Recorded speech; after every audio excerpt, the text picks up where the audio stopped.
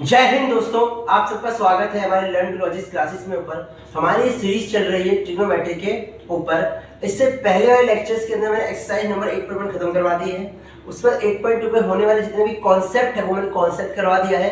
आज की एक्सरसाइज के अंदर क्या होगा हमारा काम कि हम 8.2 के जितने भी ऐसे क्वेश्चन हैं जो आपके लिए मुश्किल हो सकते हैं उन सभी क्वेश्चन खत्म करवा दूंगा और 8.3 का कॉन्सेप्ट आपको पढ़ा दूंगा। ठीक है, चलिए बिना टाइम वेस्ट स्टार्ट करते हैं। तो देखिए एक्सरसाइज नंबर 8.2 के अंदर कौन कौन से क्वेश्चन है जो आपसे नहीं हो सकते। देखिए पहला क्वेश्चन क्या आपका है, तो क्वेश्चन नंबर 1 का ही आपका थर्ड पार्ट है मेरे ख्याल से। कौन सा एक थर्ड पार्ट में देख लीजिए एक बार। हाँ, थर्ड पार्ट है।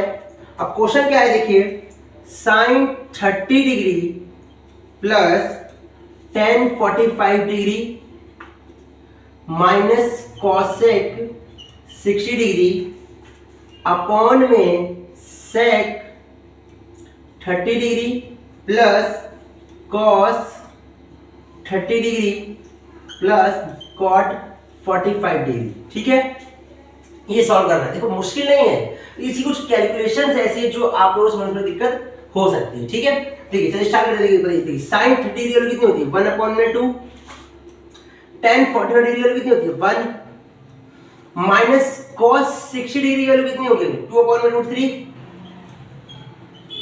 अपॉन में मतलब sec 30 डिग्री की वैल्यू कितनी होगी हमारे पास 2 अपॉन में √3 प्लस बताइए cos 30 डिग्री की वैल्यू कितनी होगी 1 अपॉन में 2। पक्का नहीं गलत है, √3/2 √3/2 प्लस cot 40 की वैल्यू कितनी होगी 1, कितनी होगी हमारे पास 1। ठीक है, करना कुछ नहीं। देखिए सबसे पहले इसके देखो जहां पे देखो इसमें जो नीचे 1 होगा कीजिए, सबसे पहले ऊपर को एलसीएम लेके सॉल्व करो, फिर नीचे वाले को एलसीएम लेके सॉल्व करो। ठीक है, देखिए सबसे देखिए मुझे बताइए 2, 1 और √3 का अगर मैं एलसीएम लूंगा तो क्या आएगा, क्या आएगा। तो देखिए रूट अगर नॉर्मल वाले एलसीएम होते तो आराम से कर लेते हम लोग, लेकिन इसमें क्या है इसमें रूट वाले एलसीएम है। तो मुझे बताइए देखिए 1 अपॉन में 3 प्लस 1 अपॉन में 4 का एलसीएम क्या होगा। आप इन दोनों का देखिए दोनों नंबर अलग अलग है तो हम किसका करें, इन दोनों का आपस में मल्टीप्लाई कर लेंगे। तो एलसीएम में क्या होता है जब दो नंबर अलग अलग होते हैं तो सिर्फ उन दोनों का मल्टीप्लाई कर देना होता है। वैसे देखिए जब अगर मैं इन तीनों का एलसीएम करने जाऊंगा तो मुझे बताओ क्या तीनों नंबर अलग अलग है या नहीं है। अगर मैं इन दोनों का एलसीएम करने जाऊंगा तो मुझे बताओ तीनों नंबर अलग अलग है या नहीं है। तो क्या करना है, बस इन तीनों नंबर का आपस में मल्टीप्लाई कर दो। 2 × 1 कितना 2 और 2 × √3 कितना 2√3। समझ आया। दोबारा सुनो, एलसीएम में क्या होता है जब एलसीएम वाले नंबर सब अलग अलग होते हैं तो उनका बस मल्टीप्लाई कर देना होता है। ठीक है, अब मुझे बताइए जब मैं 2 को डिवाइड करूंगा 2√3 से आंसर क्या आएगा, मतलब 2√3 को अगर मैं 2 से डिवाइड करूंगा तो कितना आएगा, 2 से 2 कट गया, कितना बचा मेरे पास √3। अब इस √3 का मल्टीप्लाई 1 से करना पड़ेगा, कितना आंसर आएगा √3 प्लस सेम मुझे बताओ अगर मैं 1 को डिवाइड 2√3 से करूंगा तो 2√3 आएगा। अब इस 2√3 का मल्टीप्लाई करना पड़ेगा, कितना आएगा 2√3। सेम मुझे बताओ देखो √3 को 2√3 से करना, 2√3 को अब √3 से डिवाइड मारना है तो √3 कट गया, क्या बचा 2। अब इस 2 को इसके ही प्रोडक्ट से क्या करना है मल्टीप्लाई करना होता है तो क्या आएगा 2 × 2 = 4। समझ आया। चलिए देखिए सेम टू सेम हम ये नीचे वाले भी कर रहे हैं। देखिए इन तीनों नंबर अलग अलग है नहीं, इन सबका कर लो मल्टीप्लाई करो, 2√3 आ गया हमारे पास।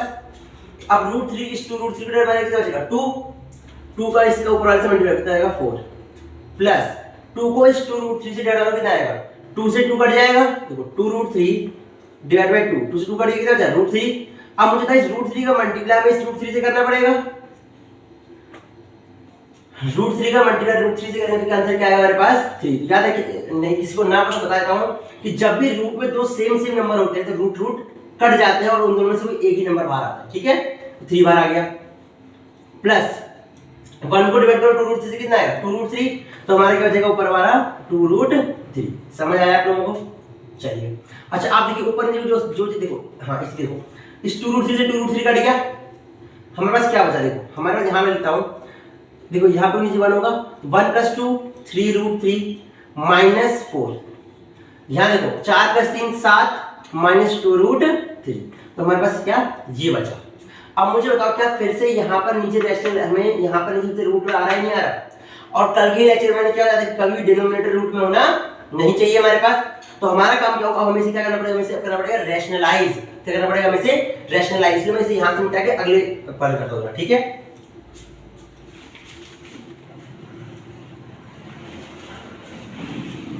देखिए, अरे यार मैं बोलूंगी सॉरी, क्या बचा बस 3 प्लस 3√3 माइनस 4 अपॉन 7 प्लस 2√3। अब मिटा दें, ठीक है।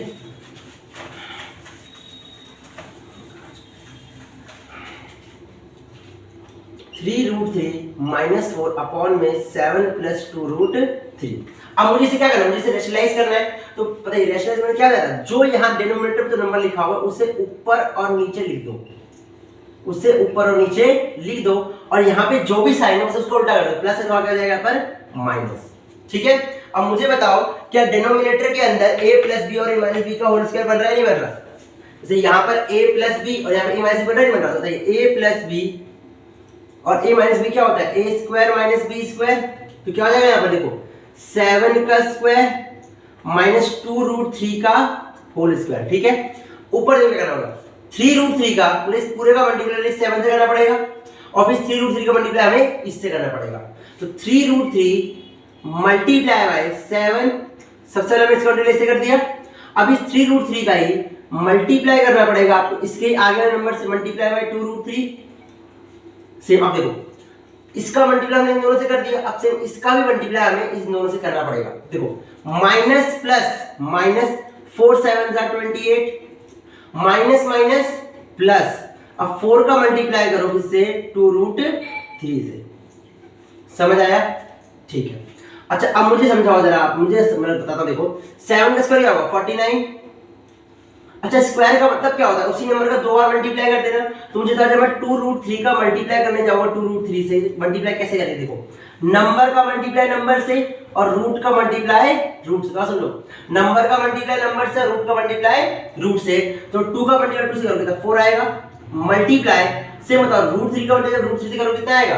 अभी बताया जब रूट के अंदर नंबर हो दोनों सेम हो तो उनमें से एक बाहर आ जाएगा, कितना आएगा 4 दिया 12, ठीक है हमारा। आगे सुनिए, अब बताओ नंबर का मल्टीप्लाई नंबर से, रूट का मल्टीप्लाई रूट से। तो यहाँ पे 3 है, यहाँ पे 7 है, 7 3 जा 21। क्या यहाँ पे कोई और रूट है, नहीं है, तो चलिए 21√3 माइनस नंबर का मल्टीप्लाई नंबर से, मतलब 3 2 जा 6 मल्टीप्लाई 3√3 मल्टीप्लाई √3 कितना जाएगा हमारे पास 3 माइनस 28 प्लस 4 2 जा 8√3। समझ आया। अब दो चार कैलकुलेशन कर लीजिए, जैसे देखो इन दोनों का मल्टीप्लाई करेंगे तो इसे देखो 6 3 जा 18 हो रहा है, इससे मैं डायरेक्ट यहां पे लिख देता हूं 18, ठीक है। अब देखो ऊपर देखो कुछ प्लस माइनस हो सकता है, देखो इन दोनों का रूट सेम है, इन दोनों का अगर रूट सेम है इसका मतलब इनके नंबर जो होंगे वो प्लस हो जाएंगे। तो सुनो, जिनका रूट सेम होता है उनके नंबर प्लस हो जाते हैं। से इन दोनों का √3 सेम है, इसका मतलब मैंने लिखा √6 प्लस √6, मैंने यहां लिखा 1 यहां लिखा 2। इन दोनों का रूट सेम है या नहीं है, तो इसका मतलब ये होगा इन दोनों के नंबर से ऐड हो जाएंगे, 2 और 1 3 और इसका √6 है, √6 से लिखा रहेगा, ठीक है। ये अगर मान लो ये ऐसे होता है 2√6 प्लस √7, हाँ तब इनका ऐड नहीं होता, ठीक है। हाँ देखिए इन दोनों का रूट सेम है तो इनके नंबर ऐड हो जाएंगे। 21 प्लस 8 कितना है 29√3 माइनस माइनस प्लस 8 8 16 और 4 2 46 अपॉन में 49 में से 12 कितना जब देखो 7 और हमारा 37। ये हमारा क्या होगा, हमारा आंसर आ गया, ठीक है। अगले क्वेश्चन हो जाते हैं जल्दी से।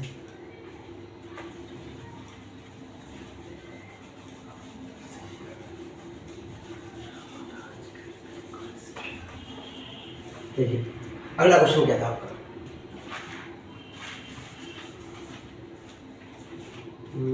देखिए क्वेश्चन नंबर 1 का ही 5वां है मेरे ख्याल से।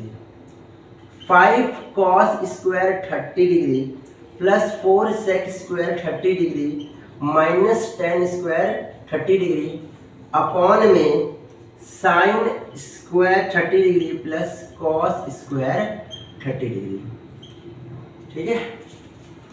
और चलिए देखिए वैल्यूज पुट करना शामिल है, देखिए बताइए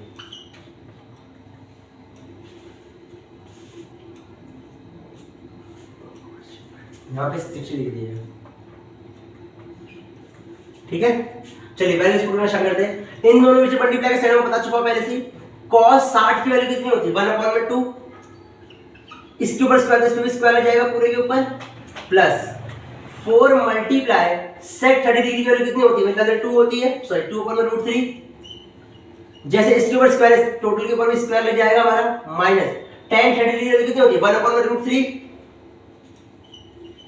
जैसे इसके ऊपर स्क्वायर, इसके ऊपर हमारा स्क्वायर लग जाएगा, ठीक है। डिवाइडेड बाय sin 30 डिग्री की वैल्यू कितनी होती है 1/2 का whole square, plus cos 30 degree की वैल्यू कितनी होती है √3/2 का होल स्क्वायर,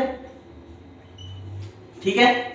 अब जैसे देखो सॉल्व कर दीजिए, देखो मुझे बताइए सबसे पहले इन स्क्वायर को सॉल्व कर लो, ठीक है।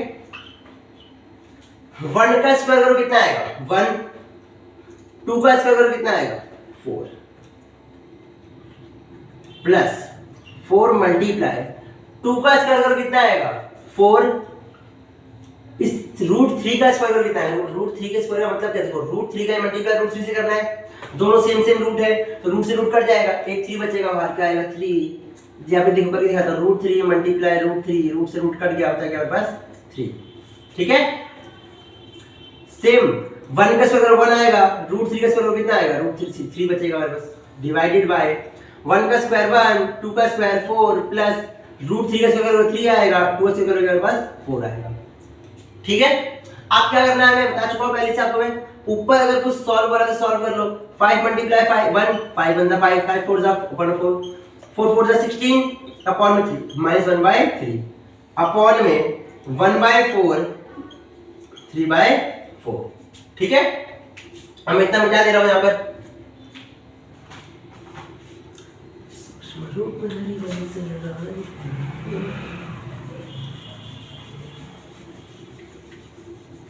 देखिए 5/4 प्लस 16/3 माइनस 1/3 अपॉन में 1/4 प्लस में 3/4। देखिए अब क्या करना सबसे ऊपर वाले का एलसीएम करो सबका, 4 3 और 3 का एलसीएम करोगे तो आएगा आपका एलसीएम 12। वैसे ही सेम टू सेम जब 4 और 4 का एलसीएम देखो बता चुका हूं, जब भी दो नंबर सेम है तो उनका नंबर सेम ही आएगा एलसीएम, या करके देख लो यार, 4 और 4 का एलसीएम कितना 4 ही आएगा, ठीक है। अब बताओ 4 को इस 12 से डिवाइड करो कितना आएगा 3, और 3 का मल्टीप्लाई 5 से कितना आएगा 15, प्लस 3 का डिवाइड करो इस 12 से कितना आएगा 4, और 4 का मल्टीप्लाई करो इस 16 से कितना आएगा 64, माइनस इस 3 का डिवाइड करो 4 से 12 से 4, और 4 एकम 4। अब देखो इस 4 का डिवाइड करो 4 से कितना 1 आएगा, 1 का डिवाइड 1 आएगा, इसमें फिर सेम ही आएगा, ठीक है। इतना समझिएगा होगा आप लोग। आगे देखिए, अब देखिए सॉल्व करें, 15 प्लस 64 कितना आएगा 15 प्लस 64, 5 4 9 7, और 7 में से 4 कितना बचेगा हमारे पास 75, तो 75 अपॉन में 12, एक और 3 4 अपॉन में 4। अब देखिए ये सॉल्व करना सिखाया था मैंने आपको, इसका मल्टीप्लाई इससे और इसका मल्टीप्लाई इससे, मतलब सब जो सबसे नीचे है वो सबसे ऊपर आ जाएगा, जो ऊपर वाला नीचे रहेगा। 4 4 कट गया कितना 75 अपॉन में 12, ठीक है। चलिए आगे बढ़ते हैं।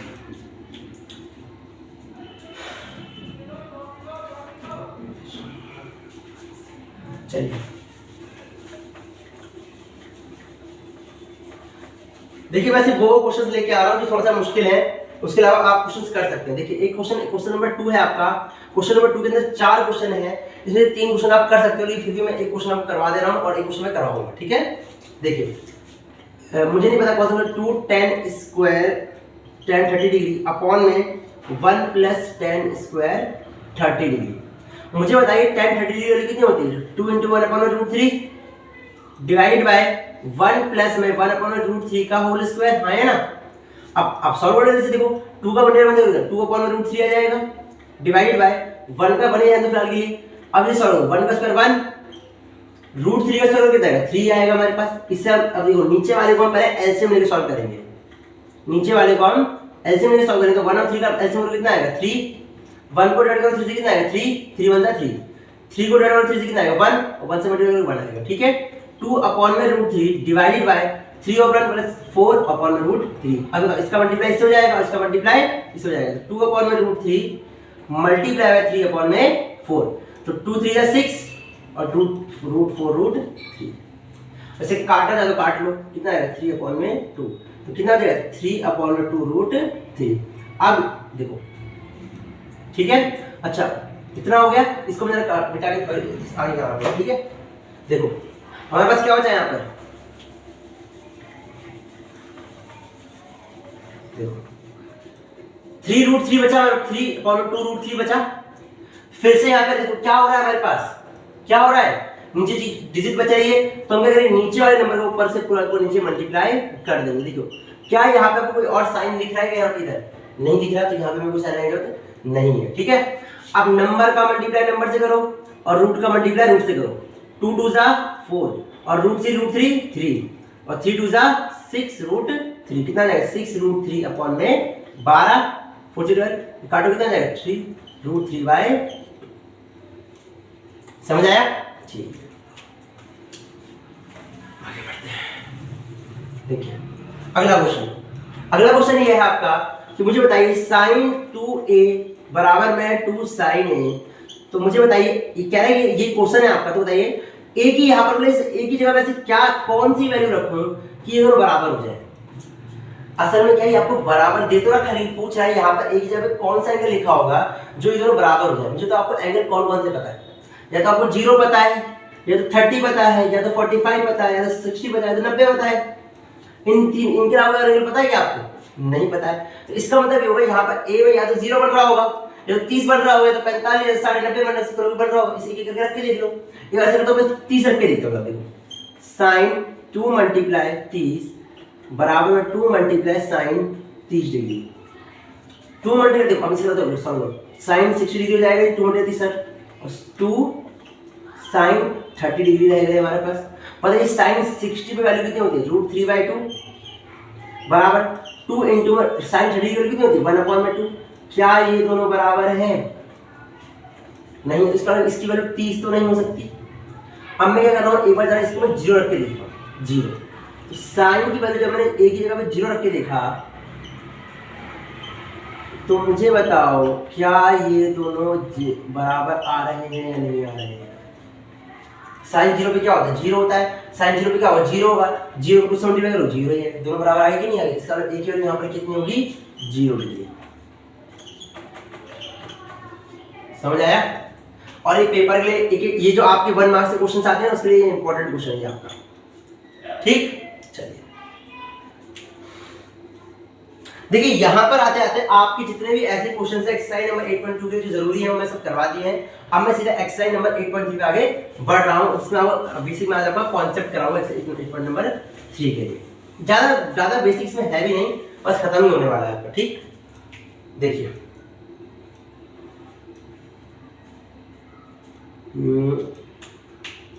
हाँ बस एक बेसिक सिखाऊंगा। देखिए एंगल कन्वर्ट कैसे करते हैं। एंगल कन्वर्ट करने का मतलब होता है साइन को कॉस में कैसे बदले, कॉस को टेन में कैसे बदले, इसलिए कन्वर्ट कैसे होते हैं। तो पहले कुछ चीज याद करनी पड़ेगी आपको कि देखो साइन ही जो होता है, साइन अगर मैं कन्वर्ट करने की बात कर रहा हूँ, याद है ना। देखो मैं फॉर्मूले की बात नहीं कर रहा। देखो जैसे आप पहले भी पढ़ चुके, साइन कॉस में बदलता है, साइन का उल्टा कॉस, सॉरी साइन का उल्टा बराबर कॉसेक होता है, फॉर्मूला नहीं है, बदल नहीं रहा है। मैं बात कर रहा हूँ बदलने की। तो मैं कह रहा हूं कि अगर मुझे साइन को कुछ और बदलना है तो साइन बदलता है कॉस में। सेम वैसे ही कॉस किस में बदलता है, तो कॉस बदलता है साइन में, समझे। सेम वैसे बताओ कॉस सेक किस में बदलता है, तो कॉस सेक बदलता है सेक में। और सेक किस में बदलता है हमारा, तो बदलता है ये कॉस सेक थीटा में। सेम टेन किस में बदलता है, तो ये बदलता है हमारा कॉट थीटा में। और कॉट थीटा किसे बदलता है हमारा, टेन थीटा में बदलता है। ठीक है, देखो दोबारा सुन लो, वो जो मैंने पहले लिखवाए थे साइन बराबर में 1 में cos थीटा, ये इनकी इनवर्स वैल्यूज है, ये इनकी इनवर्स वैल्यू है, इनवर्स मतलब उल्टी है, लेकिन ये इसकी चेंज्ड वैल्यू है। ठीक है, इन दोनों में फर्क है दोनों जगह पर। चलिए ठीक है, इतना लिख लीजिए फटाफट। अभी बदलते कैसे, देखो मैं फिलहाल आपको याद करा दे रहा हूं कि साइन कॉस में बदलता है, कॉस साइन में बदलता है, कॉसेक सेक में बदलता है, सेक कॉसेक में बदलता है, टेन कॉट में बदलता है, कॉट टेन में बदलता है। ठीक, देखिए अब मैं जो सिखाने जा रहा हूँ वो मतलब एक तरीके से जान है 11th क्लास की ट्रिग्नोमेट्री की। अगर आपने ये समझ लिया तो समझ जाइए कि आप आराम से 11th क्लास की ट्रिग्नोमेट्री बहुत हद तक आप अच्छे से कर पाएंगे। ठीक, देखिए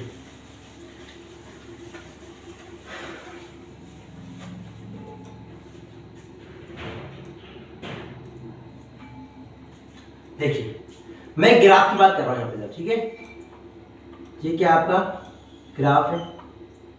इस ग्राफ में आप लोग जानते हैं ये क्या होता है, ये होता है फर्स्ट क्वाड्रेंट। उससे देखो ये होता है एक्स एक्सिस, ये होता है माइनस एक्स, ये होता है वाई, ये होता है माइनस वाई, ये होता है फर्स्ट क्वाड्रेंट, ये होता है सेकंड क्वाड्रेंट, ये होता है थर्ड क्वाड्रेंट, और ये होता है हमारा फोर्थ क्वाड्रेंट। ठीक है हमारा। अब देखो क्या करना है, इस फर्स्ट क्वाड्रेंट के अंदर सभी नंबर रहते किसमें है, प्लस में। इस क्वाड्रेंट यहाँ पे छोड़ो, मैं आपको सिखा रहा हूँ। इसकी ट्रिक याद करनी है आपको। क्या याद करनी है आपको, आफ्टर स्कूल, ऐसे थोड़ा बड़ा कर यहाँ से सीखो, ठीक है, थोड़ा बड़ा करके सीखो।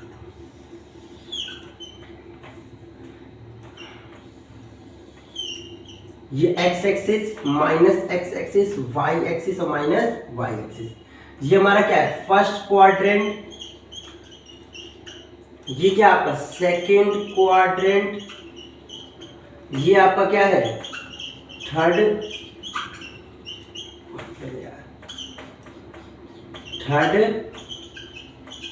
क्वाड्रेंट, ये क्या आपका फोर्थ क्वाड्रेंट।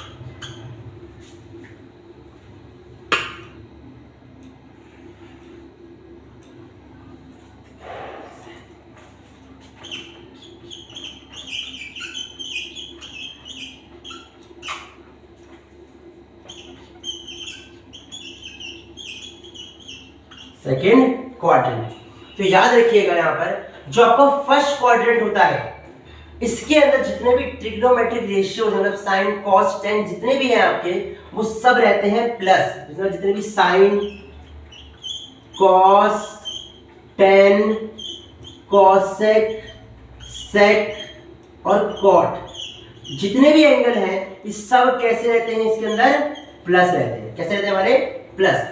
सेकेंड क्वाड्रेंट के अंदर याद रखना सिर्फ साइन, और साइन का ही उल्टा क्या होता है आपका कॉसेक थीटा, सिर्फ ये दोनों कैसे रहते हैं हमारे प्लस, और बाकी सब क्या रहते हैं माइनस, अदर माइनस रहते हैं, अदर माइनस रहते हैं। ठीक, सेम थर्ड क्वाड्रेंट में जाओ, यहां पर क्या रहता है टेन, और टेन का ही उल्टा कौन है हमारा कॉट, ये दोनों कैसे रहते हैं, ये दोनों रहते हैं प्लस, और अदर क्या रहते हैं हमारे माइनस। आप देखो यहां पर क्या जाएगा कॉस, यहां पर कॉस क्या जाएगा हमारे पास सेक, ये कैसे रहेंगे प्लस, और अदर कैसे रहेंगे हमारे पास माइनस रहेंगे। अब इसे याद कैसे करना है, तो इसे याद करने का तरीका क्या है, after school to college, after school to college, after school to college. देखो आफ्टर में देखो ए का ए मतलब क्या हो जाएगा आपका ऑल ट्रिग्नोमेट्रिक रेशियो, स्कूल का एस मतलब क्या हो जाएगा साइन, और साइन का उल्टा क्या हो जाएगा कॉस, मतलब आफ्टर स्कूल अगर आ रहा है यहाँ पे इसका मतलब क्या है कि साइन और कॉस से क्या होंगे आपके पॉजिटिव होंगे। 2 मतलब 10, 2 का मतलब यहाँ पर क्या आ रहा है 10 और 10 का उल्टा क्या होता है कॉट, कॉट और 10 क्या होंगे यहाँ पर पॉजिटिव, बाकी सब क्या होंगे हमारे नेगेटिव। ठीक है,